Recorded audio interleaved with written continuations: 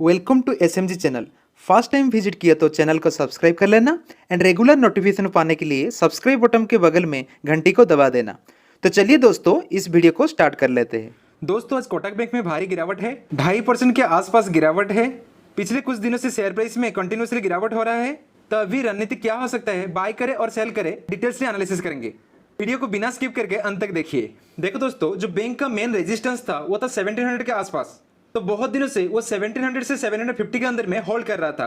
तो आज फाइनली 1700 को अच्छा वॉल्यूम से ब्रेक दिया है। तो आज फाइनली 1700 को अच्छा वॉल्यूम से ब्रेकडाउन दिया है। तो अब शेयर प्राइस कहां तक जा सकता है डिटेल से देखेंगे। तो देखो दोस्तों, ये शॉर्ट टर्म के लिए थोड़ा प्रॉब्लम हो सकता है, बट ये शेयर लॉन्ग टर्म में आपको ऑलरेडी बहुत रिटर्न जनरेट करके दे चुका है एंड आगे भी देगा। क्योंकि जो लॉन्ग टर्म में ये रिटर्न प्रोवाइड किया है 22,705%। तो आपको कैपिटल को 20 साल में 227 टाइम्स कर दिया है। दैट मीन्स 1 लाख को 2 करोड़ 17 लाख में ये कन्वर्ट किया है। तो शेयर लॉन्ग टर्म के लिए काफी अच्छा है। तो देखो दोस्तों, बहुत बार ये शेयर में प्रॉब्लम आया है। देखो एक बहुत बड़ा डाउनफॉल है। ये 2018 में हुआ था। नेक्स्ट देखो 2015 में, देखो बार बार बीच बीच में एक शॉर्ट करेक्शन आया है। तो देखो ये कोविड के टाइम भी 30-40% के आसपास डाउनफॉल हुआ था एंड अभी देखो अभी भी ये टोटल हाई से अभी 20% आसपास का गिरावट है। आपको एक बाइंग जोन देख के आपको ये शेयर को लॉन्ग टर्म के लिए होल्ड करना है। Kotak Mahindra bank third largest bank है, बट ये सीएजीआर के मामले में ये अच्छा रिटर्न दिया है, क्योंकि एचडीएफसी से ये सीएजीआर में बहुत अच्छा दिया है। तो बैंक का जो मेन काम है, providing wide range of banking and financial service including retail banking, treasury, corporate banking, investment banking, stock broking vehicle, financial advisory service, asset management, life insurance, general insurance. तो ज्यादातर उनका जो रेवेन्यू आता है वो है retail banking. Capital adequacy ratio कितना है 23.4%। Net interest margin 4.5%। जो ग्रोस एनपीए है 3.25%। जो नेट एनपीए देखो 1.21%। पिछले साल 1% था, अभी नेट परसेंट बढ़ के 1.2% हुआ है। And Kasa ratio 60.4%। कंपनी के पास जो कस्टमर बेस है वो नियरली 2.3 करोड़ यूजर है। जो बैंक का लोन बुक है किसमें डिवाइड हुआ है, देखो home loan and loan against property 22%, working capital loans 9%, personal loan, consumer durables 3%, credit cards 2%, communication vehicle construction equipment 8%, agriculture division 10%, corporate banking 26%, SME 8% and finally credit substitute 6%। सबसे ज्यादा loan book में है वो है corporate banking 26% and second आता है home loan and loan against property 22%। अभी financial देख लो, मार्केट कैप कितना है 3,36,648 करोड़। स्टॉक का पी चल रहा है 45.7 एंड जो इंडस्ट्री पी है 19.6। तो इंडस्ट्री पी से ये 2 गुना है। तो कंपनी का वैल्यूएशन अभी ज्यादा है। Rate of capital employed 5.95% and rate on equity 14.2%। Debt to equity देखो 6.14%।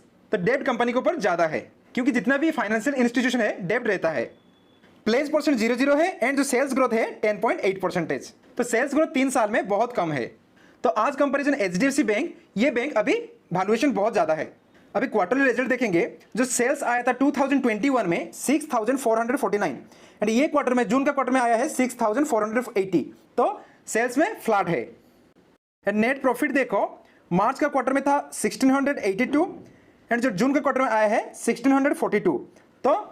तो क्वार्टर टू क्वार्टर मार्जिनली गिरावट है। कंपनी का एनुअल बेसिस पे रिजल्ट देखेंगे। अभी रिजल्ट में जो टोटल इनकम है, देखो टोटल इनकम में मार्च 2020 में जो इनकम था 50,365 था। 2021 में कितना है 56,703। तो पिछले साल से इनकम में बढ़ोतरी है। ये जो इनकम है ये ओनली अदर इनकम से हुआ है। देखो पिछले साल से अदर इनकम कितना था 16,891 एंड अब कितना हुआ है 23,883। तो इसलिए और टोटल इनकम पे भी ये रिफ्लेक्ट कर रहा है। देखो दोस्तों, जो एनुअल बेसिस पे प्रॉफिट आया है 2020 में था 8,607 एंड इस साल आया है 9,903। तो पिछले साल से बढ़ोतरी है प्रॉफिट में। कंपनी क्वार्टरली इतना अच्छा नहीं कर पा रहा है, बट एनुअली बेसिस पे जो प्रॉफिट सेल्स आ रहा है वो अच्छा है, क्योंकि देखो कंटिन्यूअसली प्रॉफिट में राइज है। एवरी साल प्रॉफिट में कंटिन्यूअसली राइज हो रहा है। बट कंपनी की दिक्कत कौन सा है, देखो जो नेट एनपीए परसेंटेज है पिछले साल था 2020 में 0.71% था, अभी बढ़ के कितना हुआ है 1.23। देखो ये पिछले 3 साल 2017 से लेकर 2019 तक देखो ये 1% के आसपास था, बट अभी कितना हुआ 1.23%। तो ये कंपनी के लिए एक बहुत बड़ा प्रॉब्लम है, क्योंकि एनुअली बेसिस पे एंड क्वार्टरली बेसिस पे जो एनपीए है वो राइज हो रहा है। अभी प्रोमोटर होल्डिंग देखो प्रोमोटर ने कंटिन्यूसली माल बेच रहा है, क्योंकि पिछले 5 क्वार्टर से स्लोली माल बेच रहा है। 2021 क्वार्टर में था कितना 26.02 एंड अब कितना है 26। कंटिन्यूसली स्टेक को थोड़ा थोड़ा बेच रहा है। एंड एफआई देखो दिसंबर 2020 क्वार्टर से वो भी धीरे धीरे स्टॉक को थोड़ा बहुत रिड्यूस कर रहा है। एंड एफआई देखो पिछले 3 क्वार्टर से स्टेक को मार्जिनली रिड्यूस कर रहा है। पिछले क्वार्टर था कितना 44.23, अब कितना है 42.77। तो एफआई प्रमोटर ने स्टेक को कम कर रहे हैं। तो खरीद रहा है कौन देखो, दिसंबर 2020 क्वार्टर में था 12.91 एंड अब कितना है 14.62। तो डीआई इसमें बुलिश है। एंड फाइनली पब्लिक देखो पिछले क्वार्टर में 16.22 था, अब कितना है 16.61। तो पब्लिक भी माल खरीदारी कर रहा है। तो प्रमोटर एफआई स्टेक को रिड्यूस कर रहे हैं एंड डीआई पब्लिक ने स्टेक को उठा रहा है। अभी कंपनी का स्ट्रेंथ देखो क्या क्या है। जो पिछले साल में था 41,444, अब कितना है 47,559। बोरोइंग पिछले 4 साल से ज्यादा हो रहा है। अभी कंपनी का स्ट्रेंथ देखो क्या क्या है। Growth in quarterly net profit with increasing profit margin YoY basis, annually net profit improving for last 2 years, company with 0 promoter place. And company का वीकनेस क्या क्या देखो, नेगेटिव ब्रेकडाउन सेकंड सपोर्ट, क्योंकि रिसेंटली 1700 को ब्रेकडाउन दिया है। MACD crossover below signal line, bearish engulfing pattern, insufficient use of the capital generate profit, ROC declining in the last 2 year। Company का जो ROC है वो 2 साल से गिर रहा है। Decline in quarterly net profit Y-on-Y basis. तो बहुत सारे कंपनी का नेगेटिव पॉइंट है, तो आप देख लेंगे पढ़ के।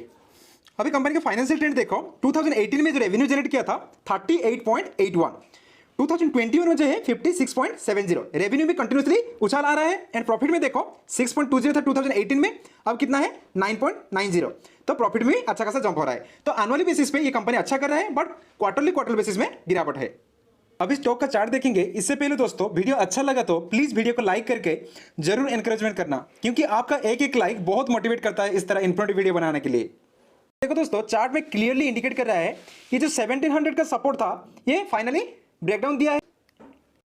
तो ये शेयर प्राइस 1600 तक आ सकता है। 1600 में ये जो ब्लू लाइन गया है, ब्लू लाइन सपोर्ट कर रहा है, ये 100 एक्सपोनेंशियल मूविंग एवरेज का सपोर्ट है। तो इसी जोन में ये अगेन सपोर्ट ले सकता। जो प्राइस आ रहा है 1600, तो ये जोन में एक बार प्राइस सपोर्ट ले सकता है, क्योंकि पहले भी ये प्राइस इसी जोन में 1600 में रेजिस्टेंस फेस कर चुका था। तो अभी ये सपोर्ट के हिसाब से काम कर सकता है और 100 एक्सपोनेंशियल मूविंग एवरेज सपोर्ट के हिसाब से काम कर सकता है।